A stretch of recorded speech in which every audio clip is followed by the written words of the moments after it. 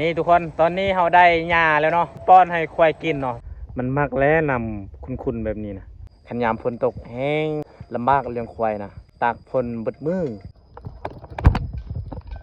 กราบสบายดีทุกคนเนาะมื้อนี้พรมาเลี้ยงควายเนาะพี่น้องเนาะแต่ตอนนี้นะควายอยู่ป่าเนาะเพราะว่าร้านเฮามันอยู่ป่าเนาะพี่น้องเนาะนี่เฮาสิพาไปเบิ่งเลยควายนี่นะนี่ควายที่เฮาอยากเลี้ยงมื้อนี้เนาะอันนี้ก็คือร้านเฮาเนาะเขาเจ้านอนอยู่สวนเนาะพี่น้องเนาะนี่ก็คือสวนมันเนาะป้าบ้านเฮาน่ะเขาเจ้าเฮ็ดมันเนาะพี่น้องเนาะเฮ็ดสวนมันบ่แม่นเฮ็ดมันเนาะพี่น้องขอโทษขออภัยที่ว่าผิดอันนี้ก็ร้านเฮาสิเลี้ยงแบนี่เนาะเพราะว่าเฮานี่น่ะโดนๆเทื่อนึงไปเลี้ยงควายเนาะแต่ว่าเฮาบ่ฮู้บ่อนสิไปเลี้ยงเนาะพี่น้องเนาะมื้อนี้เฮาสิพาล้านๆกับปอยแบเนาะแล้วก็ให้ล้านพาเลี้ยงอยู่นั่นอยู่นี่นะเพราะว่าเฮาบ่ฮู้บ่อนเลี้ยงเนาะพี่น้องเนาะโดนเทื่อนึงนะนี่ทุกคนควายเฮาก็บ่หลายเนาะพี่น้องเอ้ยนี่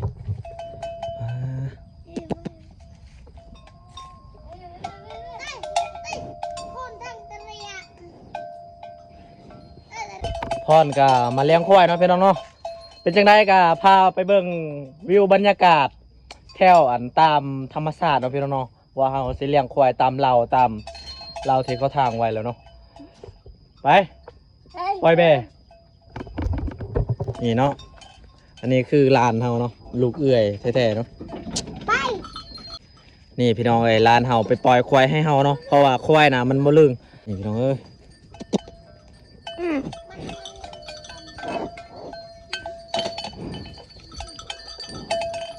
เขาย่านควายพี่น้องเลยก็โดนเทื่อนึงอ่ะบ่เลยเลี้ยงควายนะโอ้เลี้ยงควายเห็นไหม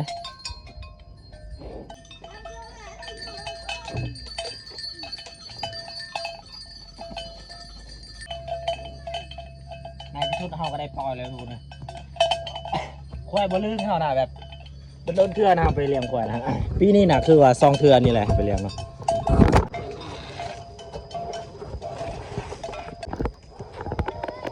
มาพี่น้องนี่ทุกคนเอ้ยเลี้ยงควายเนาะพี่น้องเนาะตอนนี้เราเลี้ยงบอนให้เขาเจ้ายังบ่ได้ซักให้เนาะยังบ่ได้ซักปลูกข้าวเนาะพี่น้องแต่ว่าเราบ่ฮู้ว่าควายมันสิอยู่นี่บ่มื้อนี้นะโอ้เขาเจ้าซักให้แล้วพี่น้องนี่มาเฮาป๊าโตตอนนี้เราก็ฮอดบอนที่ว่าเราเลี้ยงควายแล้วเนาะนี่ให้นี่แบบกว้างที่สุดเลยพี่น้องเลยแต่ว่าบ่มีหญ้าควายสิกินเนาะไปอย่างเดียว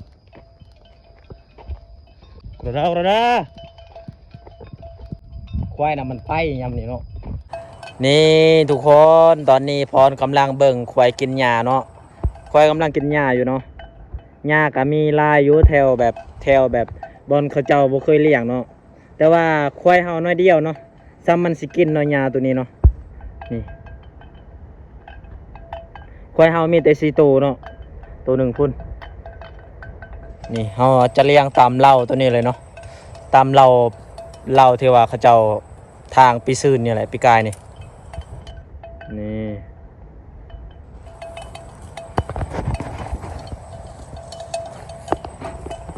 แบบนี้แหละทุกคนเอ้ยการเลี้ยงควายเนาะเฮาก็ปล่อยตามป่านี่แหละเบิ่งแต่บอนได้ที่ว่ามีส่วนเขาเจ้าเนาะเฮาเผาเนาะเฮาย่ามเนาะคือตอนนี้เนาะมันจะมีมันตัวนี้เนาะนี่เฮาจะเผาทางสวนมันตัวนี้เนาะแล้วทางพุ่นปล่อยให้ควายกินนี่ทุกคนตอนนี้เฮาได้หญ้าแล้วเนาะตอนน้อยๆนะเวลาเฮาเลี้ยงควายเฮามักจะป้อนให้ควายกินเนาะแต่มื้อนี้เฮาสิป้อนควายสิกินบ่เพราะว่าโดนๆเทื่อนึงนะเฮาไปเลี้ยงควายเนาะว่ามันลึงกับเฮาบ่ย่านมันย่านแล้วนะนี่ทุกคนนี่ควายเฮาเนาะ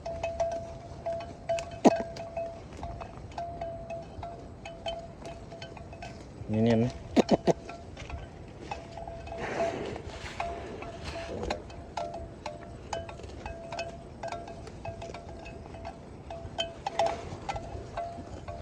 มันยังกินอยู่เนาะพี่น้องเนาะ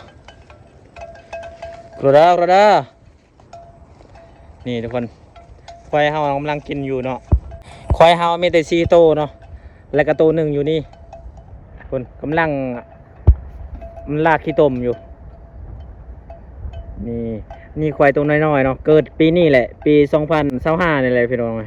แต่ตอนนี้เดือน6ได้ประมาณ6เดือนแล้วหรือว่า5เดือนนี่แหละควายตัวน้อยๆนี่นะ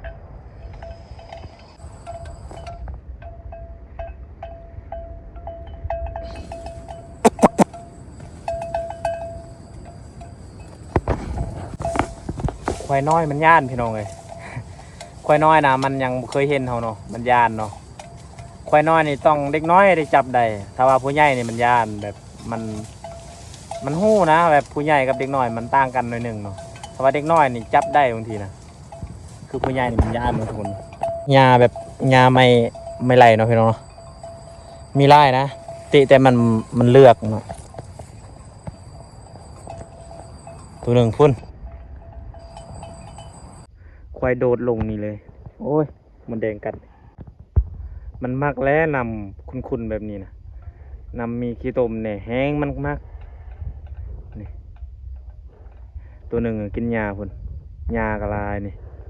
ซะมันสิกินนะยานะแต่ว่ามันเลือกยำนี่เนาะมันมักไปเลยทุกคนนี่ตอนนี้เราก็อยู่บอนห่มบอนต้นไม้ใหญ่เลยโอ้โคตรห่มเย็นสดชื่นนี่อยู่ถึงนะสิประมาณนี่เนาะเวลาเลี้ยงควายเนาะเวลาควายแบบมันลงน้ำเนาะมันอาบน้ำนี่ก็ได้อยู่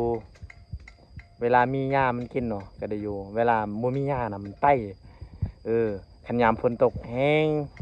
ลำบากเลี้ยงควายนะตากฝนเบิดมือแต่ว่าฝนบ่ได้ตกนี่นะสบายนี่ฮอดยามเขาซักให้แล้วเนาะเขาซักให้แล้วเขาปลูกมันแล้วนี่แห้งยากเลี้ยงควายนะบ่มีบ่เลี้ยงเนาะทุกคนเนาะแต่ตอนนี้นะยังมีอยู่เขาเจ้าหากระซักให้เนาะถ้าว่าเข้ามันป่งแล้วเนาะโปตัวบ่มีบ่ที่เลี้ยงเลย